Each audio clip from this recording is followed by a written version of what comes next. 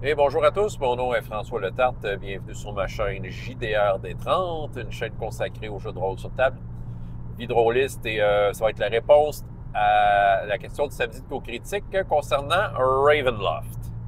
Il nous demande de nous parler de Ravenloft, puis d'anecdotes, tout ça. En tout cas, bref, thématique Ravenloft, un univers de donjons et dragons. Bon, OK. Ben, tu sais, Ravenloft, c'est sûr que je connais ça. C'est super célèbre. C'est un univers de donjons qui, je veux dire, je me souviens pratiquement de quand c'est sorti, ou du moins certaines incarnations. Ça a été très marquant dans le monde de Donjons et Dragons parce que ça se distinguait par son niveau de difficulté plus élevé et aussi le fait que, bon, on touchait plus à l'horreur, des choses comme ça. Ravenloft a eu la cote dans toutes ses incarnations, puis jusqu'à Curse of Strahd, là, tout le monde capotait. On va faire Curse of Strahd, Curse of Strahd, Curse of Strahd. Tout le monde capotait Curse of Strahd. C'est comme si tu achetais là, un jeu vidéo que tu mettais dans la chose, puis que honneur de jeu, là, esclave du scénario, c'est ça. Mais non, ben, c'est ça, c'est un module comme un autre. Il faut croire qu'il est très bon. C'est ça qui arrive. En fait, je suis pas là pour blaster Ravenloft. Au contraire, je veux dire, je valide le fait que la cote est bonne, les critiques étaient excellentes à l'époque, elles le sont encore. C'est un univers qui a la cote, et probablement pour des excellentes raisons. La seule affaire, c'est que moi, j'ai jamais été super attiré par Ravenloft, parce que, moi, les vampires, c'est pas mon bac ben, donc, déjà en partant, ça partait avec 3 prises dans mon cas, là, fait que c'est sûr que je courais pas après les occasions de jouer à Ravenloft. Mais je reconnais sa place, son importance et probablement ses grandes qualités. Cela dit, j'ai pas été entièrement épargné de Ravenloft. En fait, j'ai été joueur dans une game de 2e édition. Couple de séances. On n'a pas fait ben de séances. Peut-être 4-5 séances, en fait. Tu sais, un meneur de jeu qui a abandonné le bateau. Ça prend du temps être meneur de jeu. Ou pas tant, mais en tout cas, bref. Je me souviens qu'on avait fait ça dans les années 90. Ouais, puis j'avais eu bien du fun. Mon personnage, je l'aimais bien. Je vous en ai parlé un peu de ce personnage-là. On avait joué dans l'univers de Ravenloft, mais on n'avait pas fait les modules. OK? C'était juste comme c'était placé dans ce monde-là. Donc, un monde très lugubre. C'est ça, je me souviens pas de grand-chose de l'aventure, mais je me souviens que l'ambiance était au rendez-vous, c'était brumeux, c'était lugubre, et tout ça.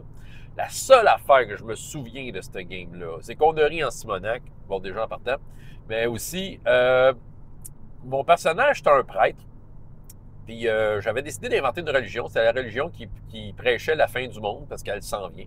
Parce que, justement, j'avais vu un peu les effets du monde de Ravenloft sur les gens, ils devenaient des morts vivants, je sais pas trop, c'est ça. Fait que là, la fin du monde s'en vient, puis là, je me venais, j'étais un genre de barbu, avec une barbe poivre et sel, on dirait que c'est raide, là, on dirait que j'aurais pu laver des chaudrons de lasagne avec, tellement que c'était raide, là, tu sais. Fait que c'est ça, puis la fin du monde s'en vient, puis c'est ça.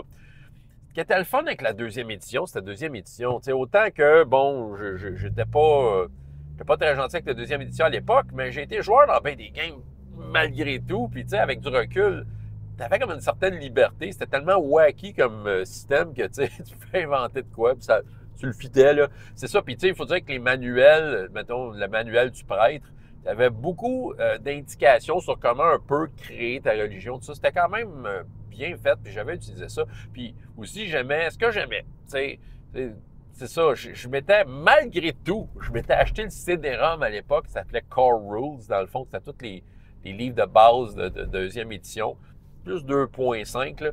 Puis, dans le fond, je rentrais mon personnage, les données là-dedans, là, puis pop, sortait une belle feuille, c'est ça, je me souviens que j'avais une feuille, je me souviens pas du nom du personnage.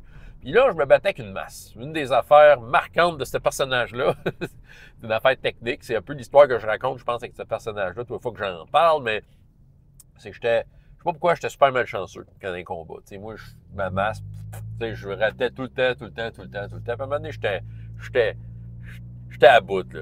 Asti, peux-tu au moins une fois pogner? T'sais, après 4-5 séances, asti, j'avais pas pogné une fois dans aucun combat. Là, maintenant, je dis, là, maintenant, on était sur un radeau, il y avait des crocodiles qui nous attaquaient, puis là, j'ai dit, fuck la merde, j'ai pitché ma basse au bout de mes bras, puis je fait tomber dans l'eau, j'ai dit, je commence à les kicker, sacrément, pogné un vin naturel. Puis là, tu sais, je pense qu'en fait, j'avais fait Spy Critique, j'avais tué One Shot un crocodile qui était déjà magané. Là, depuis ce temps-là, je me suis dit que c'est donc bien cool. Fait que là, j'ai décidé que mon méthode de combat, c'est je kickais le monde. Je m'étais acheté des souliers en métal, tu sais, comme d'une armure, puis j'étais le Kicking Priest. Puis, c'est pas, on dirait que c'est psychologique, mais j'ai l'impression que je roulais super bien, là, tu sais, je scorais des critiques. Ça n'a même pas rapport à Ravenloft, ça répète dans n'importe quoi, mais je sais que c'est dans cet univers-là. Puis peut-être un autre détail, je me souviens très bien, mon ami Bruno Robichaud, pour ceux qui m'écoutent et qui savent c'est qui, il était le propriétaire du magasin Les Guerriers de l'Imaginaire, et on jouait justement dans son magasin. À l'époque, je me souviens, Bruno, bon, qui est décédé il y a une couple d'années, mais reste que dans le temps, on le voyait tout le temps. C'était comme notre taverne, Les Guerriers de l'Imaginaire. Le rôliste en nous à Saint-Hyacinthe aimait passer du temps là, juste pour passer du temps. Puis son personnage, il s'était fait un squelette. Un squelette, mais il avait acheté une armure pour cacher le fait qu'il était un squelette, parce que lui, il avait été transformé. Puis c'était mon sidekick. Fait que ça, c'était comme ma preuve que la fin du monde s'en venait. Puis lui, il s'appelait Smiley. Tu sais, squelette, tu sais, il était tout le temps en train de sourire. Fait que c'est ça. Fait que j'avais Smiley, puis moi, mon prêtre, je me suis fait de son nom, prêtre de la fin du monde. Bref, on était un foutu beau duo. Tu sais, peut-être qu'on aurait pu vivre plus profondément le Ravenloft, ça aurait continué. Comme je dis, le meneur de jeu a comme abandonné le bateau. Tu sais. C'est toujours la même affaire. On dirait, ben moi, j'ai vu ça souvent, en tout cas, dans les années 90, deuxième édition, ou je sais pas, en tout cas, je l'ai vu avec deuxième édition, je l'ai vu avec autre chose, me semble. On dirait, à deuxième édition, je me suis embarqué dans plein de games. Des meneurs de jeu qui avaient des idées, ah, moi j'ai un monde, puis je vais faire vivre ça. Tu sais, à la création de personnages, tout est beau, tout est fin, mais quand tu te mets dans le concret de la chose, ça abandonne. Comme tu veux-tu. C'était ma seule, ben bref, c'était ça. C'était mon histoire, Ma relation avec Ravenloft s'arrête à, tu sais, l'affaire plus proche, c'est j'ai joué un bonhomme dans cet univers-là. Mis à part l'ambiance, tu sais, on n'a pas tant vécu à fond le Ravenloft. C'est peut-être qu'il nous amenait dans le module Castle Ravenloft. J'en ai aucune idée. On ne s'est pas rendu là. Seule affaire, c'est que j'avais de Kicking Priest. Puis je kickais des culs. François Letard, JDR des 30, et jusqu'à la prochaine fois, il y a autant de plaisir dans la vie que dans les jeux. Au revoir.